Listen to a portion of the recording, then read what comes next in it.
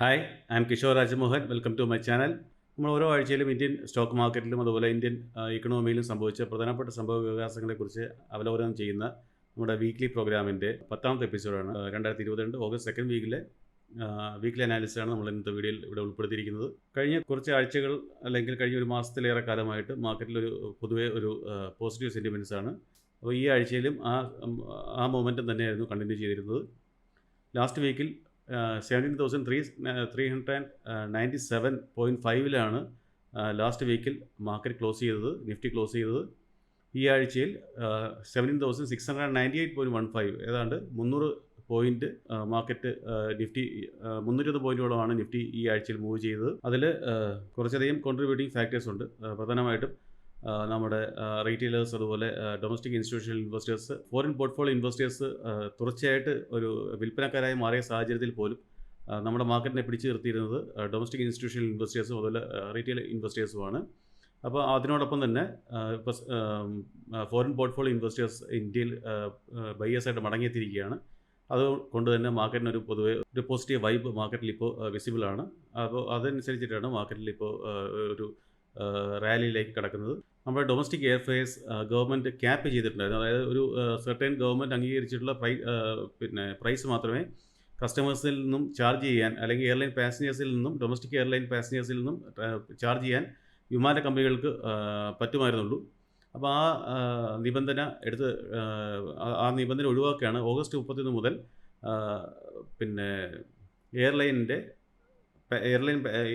Airline ടിക്കറ്റിങ്ങിനുള്ള right വിമാന കമ്പനികൾക്ക് തന്നെ നൽകുകയാണ് ഗവൺമെൻറ്. അത് വളരെ പോസിറ്റീവായിട്ടുള്ള ഒരു തീരുമാനമാണ് ഗവൺമെൻറ് ഭാഗത്തുനിന്നുണ്ടായത്. പ്രത്യേകിച്ച് ഇന്ത്യൻ ഡൊമസ്റ്റിക് ഏവിയേഷൻ കമ്പനീസൊക്കെ വളരെയധികം പ്രതിസന്ധി നേരിടുന്നൊരു ഘട്ടമാണ്. കാരണം വോളറ്റൈലായിട്ടുള്ള ഏവിയേഷൻ ടർബൈൻ ഫ്യൂവലിൻ്റെ വിലക്കയറ്റം, അതിനൊപ്പം തന്നെ യാത്രക്കാരുടെ വർധനവ് ഉണ്ടാകാതിരിക്കുക, ഇങ്ങനെയുള്ള ഒരുപാട് പ്രശ്നങ്ങൾ നമ്മുടെ ഏവിയേഷൻ കമ്പനീസ് നേരിടുന്നുണ്ട്.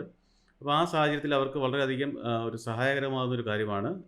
അത് ഒരു തരത്തിൽ അത് പാസഞ്ചേഴ്സിനും ഗുണമാകുന്ന കാര്യമാണ്. കാരണം പാസഞ്ചേഴ്സ് വളരെയധികം ഇല്ലാത്ത റൂട്ടുകളിൽ ഡിസ്കൗണ്ട് നിരക്കിൽ കൂടുതൽ യാത്രികരെ ആകർഷിക്കാൻ വിമാന കമ്പനികൾക്ക് സഹായകരമാകുന്ന കാര്യമാണ്. അതുകൂടാതെ ഡിമാൻഡ് കൂടുന്നതനുസരിച്ചിട്ട് ഉയർന്ന നിരക്ക് തന്നെ യാത്രികരിൽ നിന്ന് ഈടാക്കാൻ സാധിക്കുന്നതാണ്.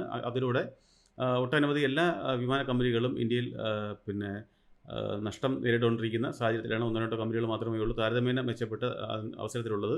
അപ്പോൾ കൂടുതൽ വിമാന കമ്പനികൾ ഇന്ത്യയിൽ, രാകേഷ് ജിൻജിൻ വല്ല പ്രൊമോട്ട് ചെയ്യുന്ന ആകാശ എയർലൈൻസ് ഉൾപ്പെടെ ഒട്ടനവധി കമ്പനികൾ ഇന്ത്യയിൽ പുതുതായിട്ട് താല്പര്യം പ്രകടിപ്പിച്ച സാഹചര്യത്തിൽ ഇത് വളരെ നല്ലൊരു തീരുമാനമാണ്. അതിനോടനുബന്ധമായിട്ട് ഈ ആഴ്ചയിൽ ഏവിയേഷൻ കമ്പനികളുടെ ഓഹരി വിലയിൽ ഉയർച്ച രേഖപ്പെടുത്തിയുണ്ടായി. ഖനന അതുപോലെ ലോഹ മേഖലയിലെ ഒരു പ്രധാനപ്പെട്ട കോൺഗ്ലോമറേറ്റ് ആണ് വേദാന്ത ഗ്രൂപ്പ്. അതിൻ്റെ ചെയർമാനായിട്ടുള്ള അനിൽ അഗർവാൾ, അദ്ദേഹം ഇപ്പോൾ തൂത്തുക്കുടിയിലെ സ്റ്റെർലൈറ്റിൻ്റെ പ്ലാന്റ്, അവിടെ പരിസ്ഥിതി ബന്ധപ്പെട്ട ജനങ്ങൾ നടത്തിയ പ്രക്ഷോഭം, പരിസ്ഥിതിയുമായിട്ട് ബന്ധപ്പെട്ട് ജനങ്ങൾ അതിലെ പരിസ്ഥിതിയും അതുപോലെ പൊല്യൂഷനുമായിട്ട് ബന്ധപ്പെട്ട് ജനങ്ങൾ സംഘടിപ്പിച്ച പ്രക്ഷോഭം മൂലവും അതിനെ തുടർന്ന് ഗവൺമെൻറ്റും സുപ്രീം കോടതിയും എല്ലാം ഇടപെട്ട് അവരുടെ ഉൽപ്പാദനം നിർത്തിവെച്ചിരിക്കുകയാണ്. അവരുടെ ഫാക്ടറിയുടെ ഓപ്പറേഷൻ നിർത്തിവെച്ചിരിക്കുകയാണ്.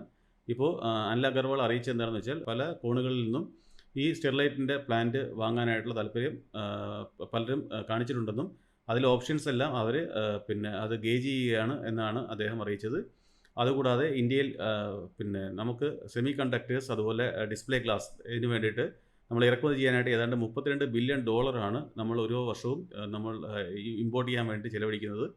അപ്പോൾ അതിനാൽ തന്നെ ഈ അവസരം മുതലെടുത്തുകൊണ്ട് അതുപോലെ ഇന്ത്യയുടെ ഇമ്പോർട്ടിൻ്റെ ആ ഒരു ബാധ്യത കുറച്ച് കൊണ്ടുവരാനും ആ അവസരം വിനിയോഗിക്കാനും വേണ്ടിയിട്ട് ഫോക്സ്കോൺ, നമുക്കറിയാം ആപ്പിളിൻ്റെ മാനുഫാക്ചറിങ്ങിനുള്ള പ്രധാനപ്പെട്ട ഒരു തൈവാനീസ് കമ്പനിയാണ്. അപ്പോൾ ഫോക്സ്കോണുമായിട്ട് ചേർന്നുകൊണ്ട് ഒരു സെമി കണ്ടക്ടർ ആൻഡ്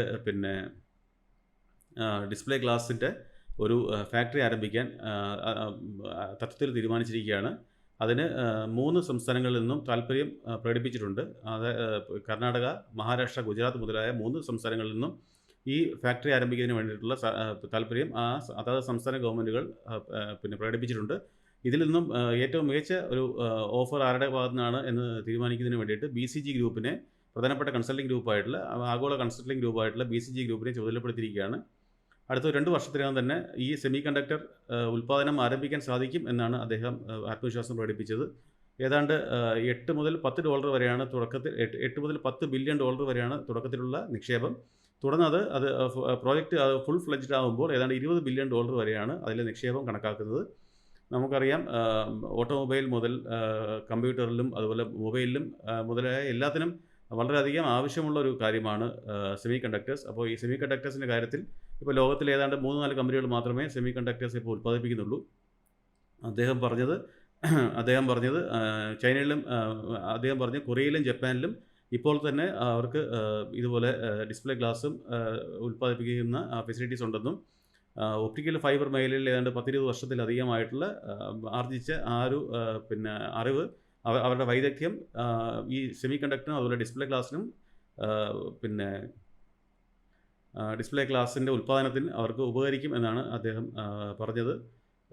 അത് ഇന്ത്യയുടെ ആവശ്യത്തിന് വേണ്ടി മാത്രമല്ല, ആഗോള തലത്തിൽ തന്നെ അത് കയറ്റുമതിക്കും മറ്റുള്ള രാജ്യങ്ങളിലെ സെമി കണ്ടക്ടറുമായിട്ട് ബന്ധപ്പെട്ട ആവശ്യങ്ങൾ നിറവേറ്റാനും ഈ ഫാക്ടറി ഉപകരിക്കും എന്ന് അദ്ദേഹം അറിയിക്കുകയുണ്ടായി.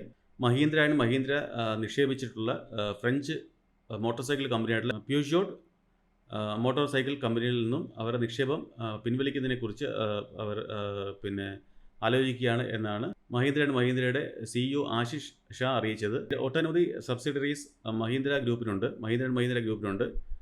അതിൽ അവർ 18% എങ്കിലും റിട്ടേൺ ഓൺ ഇക്വിറ്റി, 18% ROE ഉള്ള റിട്ടേൺ ഓൺ ഇക്വിറ്റി ഉള്ള സബ്സിഡറീസിനെ കാറ്റഗറി A ആയിട്ടും, അതുപോലെ ആ റിട്ടേൺ കിട്ടുന്നതിന് വ്യക്തമായ പ്ലാൻ ഇല്ലെങ്കിൽ പോലും സ്ട്രാറ്റജിക്കായിട്ട് ഇമ്പോർട്ടൻ്റ് ആയിട്ടുള്ള സബ്സിഡറീസിനെ കാറ്റഗറി B ആയിട്ടും, അതുപോലെ വ്യക്തമായ പദ്ധതികൾ ഇല്ലെങ്കിലും വ്യക്തമായ സ്ട്രാറ്റജിക്കായിട്ട് ഇമ്പോർട്ടൻ്റ് അല്ല, അതുപോലെ അതിന് റിട്ടേൺസ് കിട്ടുന്നതിനെക്കുറിച്ച് വ്യക്തമായ പദ്ധതികൾ അല്ലെങ്കിൽ അതിൻ്റെ സാഹചര്യം നിലവിലില്ലാത്ത കമ്പനികളെ കാറ്റഗറി C ആയിട്ടും ആണ് ഉൾപ്പെടുത്തിയിരിക്കുന്നത്. അപ്പോൾ അവരുടെ കാറ്റഗറൈസേഷൻ, ആ ക്ലാസിഫിക്കേഷൻ പ്രകാരം ഇപ്പോൾ പ്യൂഷോട്ട് മോട്ടോർ സൈക്കിൾസ് കാറ്റഗറി സിയിലാണ് ഉൾപ്പെടുന്നത്. അതുപോലെ കുറച്ച് സബ്സിഡറീസ് ഉണ്ട്, സാങ്യോങ് മോട്ടോഴ്സ്, ഇതുപോലുള്ള കുറച്ച് സബ്സിഡീസൊക്കെ മഹീന്ദ്രയുടെ അത്ര നല്ല പെർഫോമിംഗ് ആയിട്ടുള്ളതല്ല. അപ്പോൾ ഇങ്ങനെയുള്ള പ്രോബ്ലമാറ്റിക് ആയിട്ടുള്ള സബ്സിഡറീസിനെ ഒഴിവാക്കുന്നതിന് വേണ്ടിയിട്ട്, അല്ലെങ്കിൽ അതിനെ കൂടുതൽ ഫലപ്രദമായിട്ട് വിനിയോഗിക്കുന്നതിന് വേണ്ടിയിട്ട് ഏതെങ്കിലും മറ്റുള്ള കമ്പനികളുമായിട്ട് അലയൻസ് ഫോർജ് ചെയ്യുക, അല്ലെങ്കിൽ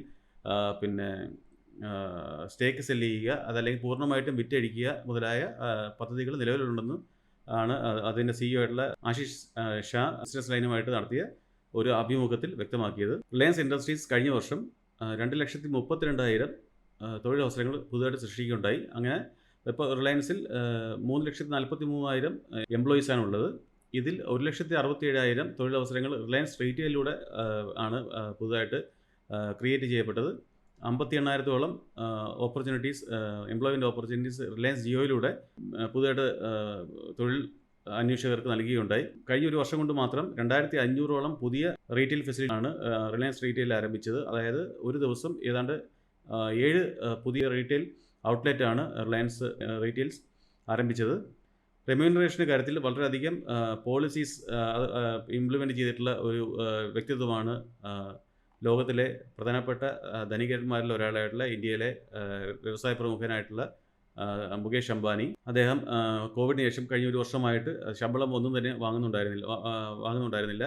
ശമ്പളം വാങ്ങുന്നത് മാത്രമല്ല, അദ്ദേഹം അതുമായിട്ട് ബന്ധപ്പെട്ട യാതൊരുവിധ ആനുകൂല്യങ്ങളും, അത് പെൻഷൻ ഭാവിയിലേക്ക് പെൻഷൻ നൽകുന്നതിനുള്ള ബെനിഫിറ്റ് ആയിക്കോട്ടെ, അല്ലെങ്കിൽ കമ്മീഷൻ ആയിക്കോട്ടെ, അല്ലെങ്കിൽ മറ്റുള്ള പെർക്വിസിറ്റ്സ് ആയിക്കോട്ടെ, അല്ലെങ്കിൽ അലവൻസ് ആയിക്കോട്ടെ, അല്ലെങ്കിൽ സ്റ്റോക്ക് ഓപ്ഷൻസ് ആയിക്കോട്ടെ, ഇങ്ങനെ യാതൊരു തരത്തിലുള്ള ആനുകൂല്യങ്ങളും അദ്ദേഹം കൊറോണയ്ക്ക് തുടങ്ങിയതിന് ശേഷം കഴിഞ്ഞ ഒരു വർഷമായിട്ട് അദ്ദേഹം കമ്പനിയിൽ നിന്ന് വാങ്ങിയുണ്ടായിരുന്നില്ല. അദ്ദേഹത്തിൻ്റെ ആ തീരുമാനം ഈ വർഷം കൂടെ നടപ്പിലാക്കാൻ തീരുമാനിച്ചിരിക്കുകയാണ്. അതുമാത്രമല്ല, 2011 മുതൽ അദ്ദേഹം തൻ്റെ ശമ്പളമായിട്ട് 15 കോടി രൂപ മാത്രമേ വാങ്ങുന്നുണ്ടായിരുന്നുള്ളൂ. അതായത് 11 വർഷത്തിലേറെ കാലമായിട്ട് അദ്ദേഹം ഈ ഒരു താരതമ്യേന ചുരുങ്ങിയ ശമ്പളം മാത്രമേ ഈ ഉന്നത സ്ഥാനം വഹിക്കുന്നതിൽ ഉണ്ടാകേണ്ട അച്ചടക്കം കൊണ്ടുവരുന്നതിന് വേണ്ടിയിട്ട് അദ്ദേഹം അത് ഇംപ്ലിമെൻറ്റ് ചെയ്തിരിക്കുന്ന, സെൽഫായിട്ട് ഇമ്പോസ് ചെയ്തിരിക്കുന്ന ഈ ഒരു തീരുമാനങ്ങളാണ് അദ്ദേഹം നടപ്പിലാക്കിക്കൊണ്ടിരിക്കുന്നത്. അത് തികച്ചും നല്ലൊരു തീരുമാനം തന്നെയാണ്. ടാറ്റ മോട്ടോഴ്സിൻ്റെ ഇലക്ട്രിക് വെഹിക്കിൾ ഫെസിലിറ്റി, ടാറ്റ മോട്ടോഴ്സിൻ്റെ ഇലക്ട്രിക് വെഹിക്കിൾ സബ്സിഡറി ആയിട്ടുള്ള Tata passenger electric mobility limited Ford ഇന്ത്യയുടെ ഫാക്ടറി വാങ്ങാൻ തീരുമാനിച്ചിരിക്കുകയാണ്. 725.7 കോടി രൂപയ്ക്കാണ് ഈ ഒരു പർച്ചേസിംഗ് എഗ്രിമെൻറ്റിൽ അവരെത്തിയത്. ഇതിനെ തുടർന്ന് അവരുടെ ടാറ്റ മോട്ടോഴ്സിൻ്റെ ഉൽപ്പാദന ശേഷി 3 ലക്ഷം മുതൽ 4.2 ലക്ഷം വാഹനം വരെ ഒരു വർഷത്തേക്ക് നിർമ്മിക്കാനായിട്ടുള്ള അവർക്ക് അതിനുള്ള ഫെസിലിറ്റിയാണ് ഇതിലൂടെ തുറന്നു കിട്ടിയിരിക്കുന്നത്. അപ്പോൾ ഈ 725.7 കോടി രൂപയ്ക്ക് അതിൻ്റെ ലാൻഡ്, അതുപോലെ പ്ലാന്റ്, മെഷീനറി, എക്യുപ്മെൻറ്റ്സ്, എലിജിബിൾ ആയിട്ടുള്ള എംപ്ലോയീസ് മുതലായ എല്ലാം കൂടെയാണ് ഈ ഒരു തുകയ്ക്ക് അവർ വാങ്ങുന്നത്. പക്ഷേ തിരിച്ച് ഫോർഡിൻ്റെ പവർ ട്രെയിൻ പ്രൊഡക്ഷൻ അവർ തുടർന്നു കൊണ്ടുപോകും. അവർ അതിന് ലീസ് നൽകിക്കൊണ്ട് ആ ലീസ് എമൗണ്ട് നൽകിക്കൊണ്ട് അവർ ആ ഫെസിലിറ്റി കണ്ടിന്യൂ ചെയ്യുന്നതാണ്. അവർ ഫ്യൂച്ചറിൽ ഡിസ്കണ്ടിന്യൂ ചെയ്യുകയാണെങ്കിൽ, ഫോർഡ് ഇന്ത്യ ലിമിറ്റഡ് ഡിസ്കണ്ടിന്യൂ ചെയ്യുകയാണെങ്കിൽ അതിൽ എലിജിബിൾ എംപ്ലോയീസിനെ ടാറ്റ മോട്ടോഴ്സ് അബ്സോർബ് ചെയ്യുന്നതാണ്. ഇങ്ങനെയാണ് അവർ ഒരു കോൺട്രാക്റ്റിൽ എത്തിയിരിക്കുന്നത്. MOU അശോക് ലേലാൻഡ് ഗ്രൂപ്പിൻ്റെ ഇലക്ട്രിക് ബസ്സുകളുടെ നിർമ്മിക്കുന്നതിന് വേണ്ടിയിട്ടുള്ള സബ്സിഡിയാണ് സ്വിച്ച് മൊബിലിറ്റി ഇന്ത്യ.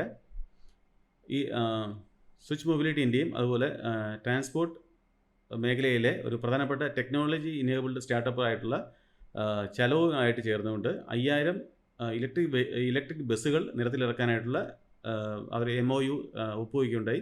OHM എന്ന് പറയുന്ന അവരുടെ സബ്സിഡറി, സ്വിച്ച് മൊബിലിറ്റിയുടെ സബ്സിഡറി, ഈ 5000 വാഹനങ്ങൾ വാങ്ങുന്നതിന് വേണ്ടിയിട്ടുള്ള പണം മുടക്കുകയും അത് നിരത്തിൽ അത് ഓപ്പറേറ്റ് ചെയ്യുന്നതിനുള്ള റെസ്പോൺസിബിലിറ്റി ചലോയ്ക്ക് നൽകുകയും അങ്ങനെയുള്ള ഒരു ഫ്രെയിം വർക്കാണ് അവർ എത്തിയിരിക്കുന്നത്. ഗ്രോസ് കോസ്റ്റ് കോൺട്രാക്റ്റോ ഈ ചലോ ഈ വാഹനങ്ങൾ ഉപയോഗിക്കുന്നതിന് സ്വിച്ച് മൊബിലിറ്റിക്ക് നൽകും. ഈ ഓപ്പറേഷൻ സംബന്ധിച്ച് ഉത്തരവാദിത്വം എല്ലാം ചലോയിൽ നിക്ഷിപ്തമായിരിക്കും. അതിൻ്റെ ഫ്രീക്വൻസി, അതിൻ്റെ സർവീസ് എടുത്തുള്ള ഫ്രീക്വൻസി, അതുപോലെ ടിക്കറ്റ് ചാർജ് മുതലായ കാര്യങ്ങളെല്ലാം, റൂട്ട് ഫിക്സ് ചെയ്യുക മുതലായ ഉത്തരവാദിത്തങ്ങളെല്ലാം ചലോയിൽ നിക്ഷിപ്തമായിരിക്കും. അവരായിരിക്കും ഇതിനു വേണ്ടിയിട്ടുള്ള IT ഇൻഫ്രാസ്ട്രക്ചർ ഒരുക്കുന്നതും അതുപോലെ ഡിജിറ്റൽ പ്ലാറ്റ്ഫോം നിർമ്മിക്കുന്നതും അതിൻ്റെ ഫെസിലിറ്റീസ് നൽകുന്നതും ആപ്പ് നിർമ്മിക്കുന്നതും മുതലായ ഉത്തരവാദിത്തങ്ങൾ, ഡിജിറ്റലുമായിട്ട് ബന്ധപ്പെട്ട ഉത്തരവാദിത്തങ്ങളും അതുപോലെ ഡ്രൈവേഴ്സ് പ്രൊവൈഡ് ചെയ്യുക, ചാർജിങ് മുതലായ ഉത്തരവാദിത്തങ്ങളെല്ലാം, ഓപ്പറേഷനോട് ബന്ധപ്പെട്ട ഉത്തരവാദിത്തങ്ങളെല്ലാം ചലോ ആയിരിക്കും അതിൽ നിറവേറ്റുക. അപ്പോൾ ഇപ്പോൾ ആമസോൺ ബാക്ക് ചെയ്തിട്ടുള്ള ഓഫീസിലേക്ക് ആളുകളെ എത്തിക്കുന്ന ഷട്ടിൽ എന്ന് പറഞ്ഞിട്ടുള്ള ഷട്ടിൽ സർവീസിൽ അവർ ഓൾറെഡി നിക്ഷേപം നടത്തിയിരിക്കുന്ന ഒരു സ്റ്റാർട്ടപ്പാണ് ചലോ. 2014 മുതൽ പ്രവർത്തനം നടത്തുന്ന ലോകത്തിലെ ഒരു പ്രമുഖ ട്രാൻസ്പോർട്ട് ബേസ്ഡ് ആയിട്ടുള്ള സ്റ്റാർട്ടപ്പാണ് ചലോ. അപ്പോൾ ഭാവിയിൽ അത് നിരത്തുകളിൽ എത്തുമ്പോൾ ഉപഭോക്താക്കൾക്ക് അതിൽ കാർഡ് വഴിയും ആപ്പ് വഴിയും അവർക്ക് ടിക്കറ്റുകൾ ബുക്ക് ചെയ്യാനും അതുപോലെ അവരുടെ ബുക്ക് ചെയ്തിട്ടുള്ള വാഹനം ഇപ്പോൾ എവിടെ എത്തി, ഏത് സമയത്തിന് അവർക്ക് ബോർഡ് ചെയ്യാൻ സാധിക്കും മുതലായ ഡീറ്റെയിൽസ് എല്ലാം അത് ഫിംഗർ ടിപ്സിൽ ലഭ്യമാകും എന്നാണ് അതിൻ്റെ ചുമതലപ്പെട്ടവർ അറിയിച്ചത്. സ്റ്റാർട്ടപ്പുമായിട്ട് ബന്ധപ്പെട്ട കമ്പനികളിൽ പ്രത്യേകിച്ച് ഇന്ത്യയിലെ ഒട്ടനവധി കമ്പനികളിൽ ഇപ്പോൾ അതിലെ എംപ്ലോയീസിൻ്റെ എണ്ണം ഡൗൺ സൈസ് ചെയ്തുകൊണ്ടിരിക്കുകയാണ്. പല സ്റ്റാർട്ടപ്പ് ടെക്നോളജി കമ്പനികളും അതിൽ പല സാമ്പത്തിക പ്രശ്നങ്ങളും നേരിടുന്നതായിട്ടുള്ള റിപ്പോർട്ടുകൾ ഉണ്ടായിരുന്നു. അപ്പോൾ അതിലെ സ്റ്റാർട്ടപ്പിൽ ഇപ്പോൾ ഒരു കുറവ് രേഖപ്പെടുത്തുന്ന ഒരു സമയമാണ്. അതിനാൽ തന്നെ ഇപ്പോൾ നിലവിൽ 108 യൂണിക്കോൺസ് ഉണ്ടായിരുന്ന ഇന്ത്യയിൽ നിന്നും 5 കമ്പനികൾ ഇപ്പോൾ നിലവിൽ ഫണ്ടിങ്ങിൻ്റെ അവരുടെ വാല്യുവേഷൻ പ്രകാരം ഇതിൽ നിന്നും പുറത്തായിരിക്കുകയാണ്. പേടിഎം മോൾ, അതുപോലെ സ്നാപ്ഡീൽ, ക്യുക്കർ, ഹൈക്ക്, അതുപോലെ ഷോപ്പ് ക്ലൂസ് മുതലായ 5 സ്റ്റാർട്ടപ്പുകൾ ഇപ്പോൾ നിലവിൽ യൂണിക്കോൺ ആ സ്റ്റാറ്റസിൽ നിന്നും, അതായത് $100 ബില്യൺ, ഏതാണ്ട് 8,000 കോടി രൂപയോളം വാല്യുവേഷനിൽ നിന്നും കുറവ് രേഖപ്പെടുത്തിയിരിക്കുകയാണ്. ഇനി ഫ്യൂച്ചറിൽ വാല്യുവേഷൻ അവരുടെ കൂടുതൽ മെച്ചപ്പെട്ട വാല്യുവേഷൻ വരുന്ന സമയത്ത് വീണ്ടും അവർക്ക് യൂണിക്കോൺ സ്റ്റാറ്റസ് അവൈൽ ചെയ്യാൻ സാധിക്കുന്നതാണ്. ഭാരതി എയർടെലിൻ്റെ 5G സർവീസ് അടുത്ത മാസത്തോടുകൂടി ആരംഭിക്കാൻ സാധ്യതയുണ്ട്. അതിലെ CEO ഗോപാൽ വിറ്റാൽ അറിയിച്ചത് എന്താണെന്ന് വെച്ചാൽ 2024 കൂടിയിട്ട് ഫുൾ ഫ്ലെഡ്ജ്ഡ് ആയിട്ടുള്ള ഇന്ത്യയിലെ എല്ലാ നഗരങ്ങളിലും അതുപോലെ പ്രധാനപ്പെട്ട റൂറൽ ഏരിയകളിൽ പോലും എയർടെലിൻ്റെ 5G ഫെസിലിറ്റീസ് ലഭ്യമായിരിക്കും എന്നാണ് അദ്ദേഹം അറിയിച്ചത്. അതിൻ്റെ 5Gയുടെ റോളിംഗ് ഔട്ട് ഈ മാസമോ അല്ലെങ്കിൽ അടുത്ത മാസത്തോട് കൂടിയിട്ട് അത് ആരംഭിക്കും എന്നാണ് അദ്ദേഹം അറിയിച്ചത്. ഇപ്പോൾ മാർക്കറ്റിൽ സ്റ്റോക്ക് മാർക്കറ്റിൽ ഇപ്പോൾ ഉള്ള ഈ ഒരു പോസിറ്റീവ് മൊമെൻറ്റം തന്നെ കണ്ടിന്യൂ ചെയ്യാൻ സാധ്യത. പക്ഷേ ചില ക്വാർട്ടേഴ്സിൽ നിന്നും നമ്മുടെ നിഫ്റ്റിയിൽ കുറച്ച് വാല്യുവേഷൻ കുറയാൻ സാധ്യതയുണ്ട് ഈ വർഷം അവസാനത്തോട് എന്ന് പറഞ്ഞിട്ടുള്ള ചില റിപ്പോർട്ട്സുകൾ കാണുകയുണ്ടായി. അപ്പോൾ ഇപ്പോൾ നിലവിൽ അങ്ങനെ ഇഷ്യൂസ് ഇല്ലെങ്കിൽ പോലും ഒരു റിസഷനിലേക്ക് മാറുകയാണെങ്കിൽ, ഒരു ഗ്ലോബൽ റിസഷൻ വീണ്ടും വരികയാണെങ്കിൽ അതിൻ്റെ ബുദ്ധിമുട്ടുകൾ ഇന്ത്യ മാർക്കറ്റിൽ പ്രതിഫലിക്കാൻ സാധ്യത വളരെ കൂടുതലാണ്. പക്ഷേ ഇപ്പോൾ അമേരിക്കയിൽ ഇൻഫ്ലേഷൻ്റെ തോത് 9% ഇൻഫ്ലേഷൻ ഉണ്ടായിരുന്നു, 8% കുറഞ്ഞിരുന്നു. അപ്പോൾ അതിനാൽ തന്നെ വളരെ അഗ്രസീവായിട്ടുള്ള ഒരു റിപ്പോ റേറ്റിൻ്റെ വർധനവ് അമേരിക്കയിൽ ഉണ്ടാവുകയില്ല എന്നാണ് ഇപ്പോൾ മാർക്കറ്റ് ആൻറ്റിസിപ്പേറ്റ് ചെയ്യുന്നത്. ഇൻഫ്ലേഷൻ കുറഞ്ഞു വരികയാണെങ്കിൽ ചിലപ്പോൾ ഇത് വലിയ തോതിലുള്ള അഗ്രസീവായിട്ടുള്ള സ്റ്റാൻസിൽ നിന്നും, അഗ്രസീവായിട്ടുള്ള ആ ഒരു പൊസിഷനിൽ നിന്നും മറ്റ് ഗവൺമെൻറ് ലോക രാജ്യങ്ങൾ അതുപോലെ അതാത് രാജ്യങ്ങളുടെ സെൻട്രൽ ബാങ്ക്സും പിന്മാറുന്ന കുറച്ചൊരു വെയിറ്റ് ആൻഡ് വാച്ച് എന്നുള്ള ആ ഒരു മോഡിലേക്ക് മാറിയേക്കാം. അപ്പോൾ അതിനാൽ തന്നെ ഇപ്പോൾ നിലവിൽ അങ്ങനെ വലിയ റിസ്ക് ഒന്നും ഇന്ത്യൻ മാർക്കറ്റിനെ സംബന്ധിച്ചിടത്തോളം ഇല്ല. ഗ്ലോബലി ഉള്ള ഇഷ്യൂസിൻ്റെ ഭാഗമായിട്ടാണ് നമ്മുടെ മാർക്കറ്റിലും ഈ ഒരു കൺസേൺസ് ഒക്കെ വരുന്നത്. അപ്പോൾ അതിനാൽ തന്നെ നമുക്ക് നിലവിൽ ഈ ഒരു പോസിറ്റീവ് മൂവ്മെൻറ്റ് തന്നെ കണ്ടിന്യൂ ചെയ്യും എന്ന് കരുതാം. വളരെ ഡ്രാസ്റ്റിക് ആയിട്ടുള്ള ചേഞ്ചസ് ഒന്നും ഉണ്ടായില്ല എന്നുണ്ടെങ്കിൽ ഈ ഒരു മാർജിനൽ കളക്ഷനിൽ അതുപോലെ ഒരു അപ്പർ സൈഡിലേക്കുള്ള മൂവ് ആയിരിക്കും മാർക്കറ്റിൽ കണ്ടിന്യൂ ചെയ്യുന്നത് എന്നാണ് കരുതുന്നത്. അപ്പം വീഡിയോ ഇഷ്ടമായെങ്കിൽ ലൈക്ക് ചെയ്യുക. ഇതുപോലുള്ള വീഡിയോസ് ഇഷ്ടമാണെങ്കിൽ അത് സബ്സ്ക്രൈബ് ചെയ്യുക. ഏതെങ്കിലും കാര്യത്തെക്കുറിച്ച് അറിയണം എന്നുണ്ടെങ്കിൽ അത് കമൻറ്റ് ചെയ്യുക. അത് ഞാൻ കമൻറ്റിലൂടെ തന്നെ മറുപടി നൽകാൻ ശ്രമിക്കുന്നതാണ്. അല്ലെങ്കിൽ ആവശ്യമാണെങ്കിൽ അത് മറ്റൊരു വീഡിയോയിൽ ഉൾപ്പെടുത്തുന്നതാണ്. അപ്പോൾ വീഡിയോ കണ്ടതിന് വളരെയധികം നന്ദി. Thanks for watching this video. Thank you. By.